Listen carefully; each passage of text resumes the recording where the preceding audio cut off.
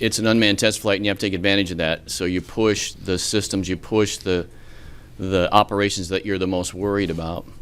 And again, we have great models and some of the best people on the planet on these systems, but until you fly it, you don't know. So we didn't see anything major, that's clear. It looks like it flew very close to what we expected. So you can see the pressure change inside the capsule, and that's a normal thing. We knew that from shuttle, but then you get to actually see the real numbers with Orion. So it's those real-world environmental complex interaction kind of things that you can't test anyplace else other than to go fly. And we actually saw things, you know, subtleties that we didn't think about because we didn't talk about as much about the big events in the mission. But, you know, we watched the capsule fly herself.